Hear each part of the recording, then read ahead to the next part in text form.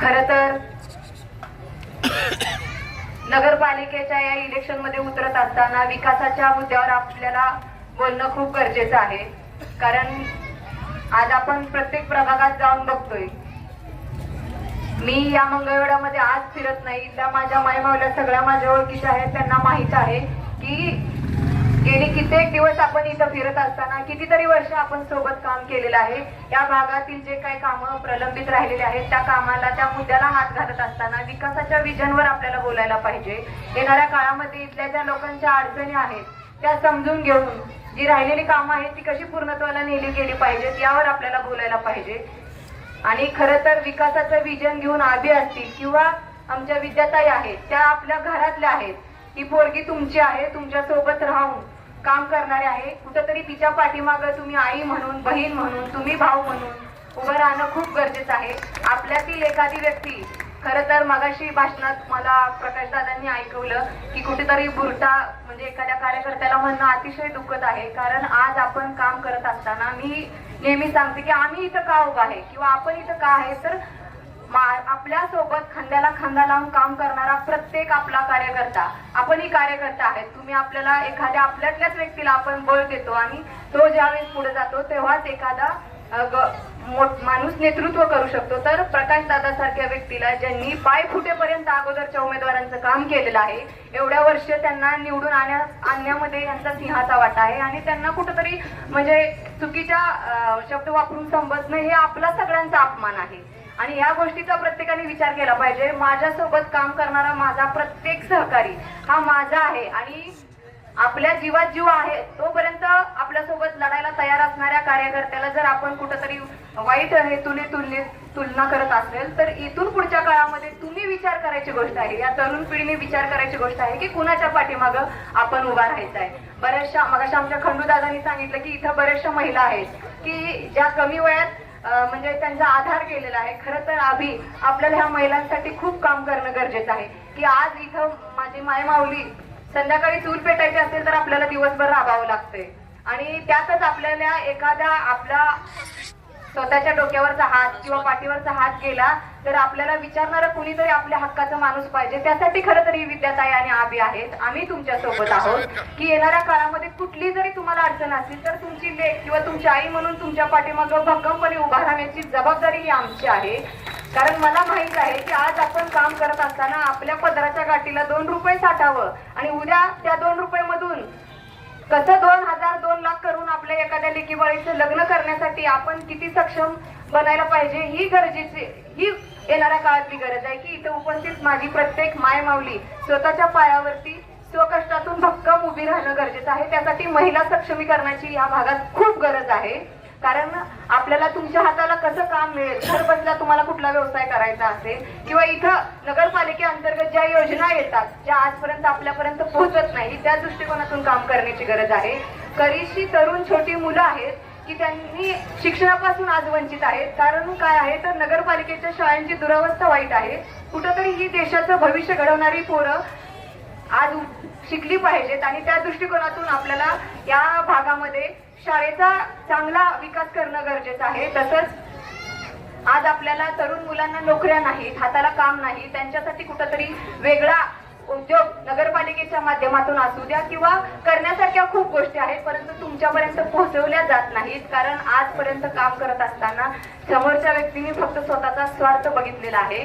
काल त्यांनी बोलताना सांगितलं की ताई इथं येऊन माझ्या घराच्या समोरच्या खड्ड्याबद्दल बोलून गेल्या. नक्कीच मी बोलले म्हणून तुम्ही कामाला लागला, काम झालं. आणि त्यांनी काय सांगितलं की कुठंतरी म्हणजे एवढ्या दिवस प्रशासन होतं, मग आम्हाला पण माहिती आहे एवढ्या दिवस प्रशासन होतं. मग तुम्ही आता म्हणजे तुमचं करणी आणि कथनीमध्ये किती फरक आहे बघा. की तुम्ही काय सांगितलं की काम करत असताना कुठंतरी वर्गणी काढून केली म्हणले.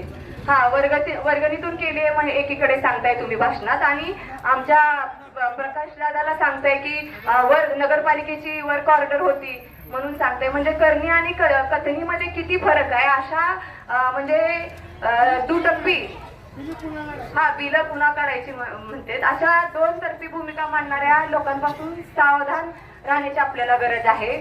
त्यांनी बोलताना त्यांचं कसं झालंय अजित जगतापांचं की त्यांनी तालुक्यातील सगळ्या नेत्यांना फसवले, सगळ्याच नेत्यांना फसवलंय आहे. आता फसवायला कोण नाही, पण नियतीचा घाला खूप वाईट असतो. नियतीने त्यांना आता जनतेच्या दरबारात उभा केलंय आणि आता त्यांना एवढंच मला सांगायचं आहे की लोकांना तुम्ही फसवू शकत नाही. लोक सुज्ञ आहेत. अण्णाभाऊ साठेंनी आपल्याला सांगितलंय आता नियतीने त्यांना जनतेच्या दरबारात उभं केलेलं आहे आणि आपण सगळ्यांनी त्यांना आपली ताकद काय आहे ती दाखवून द्यायची आहे.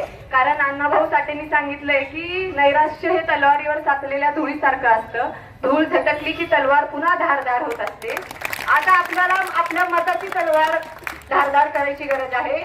एवढ्या एकजुटीने इतकं असं मतदान करायचं आहे की परत इकडे फिरकले नाही पाहिजेत. आपल्याला फसवायची धाडस त्यांनी केली नाही पाहिजे आणि ज्या लोकांनी त्यांना इथपर्यंत पोहोचवण्यासाठी खांद्याला खांदा लावून काम केलं त्यांची कुठेतरी वल्गना करायची धाडस म्हणजे आपल्या सर्वसामान्य लोकांच्या अस्तित्वावर घाला घालण्याचे जे धाडस त्यांनी केलेलं आहे ते परत केलं गेलं नाही पाहिजे.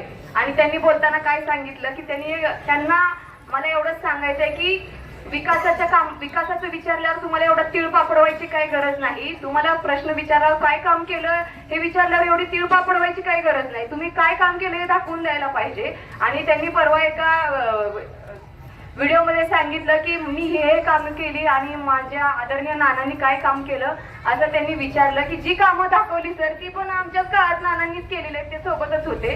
मग तुम्ही एवढे विकास पुरुष होता, नानांनी काय काम केलं म्हणून विचारता. तुम्ही एवढे विकास पुरुष होता तर मग एवढा दिवस कसं काय राहिला मग नानांच्या सोबत. हा माणूस कधी कुणाचा होऊ शकत नाही. त्यामुळं सगळ्यात आपल्या मंगळवेढा शहराला माहित आहे की हे कशासाठी इथं नगरपालिकेच्या इलेक्शन मध्ये उतरलेले आहेत.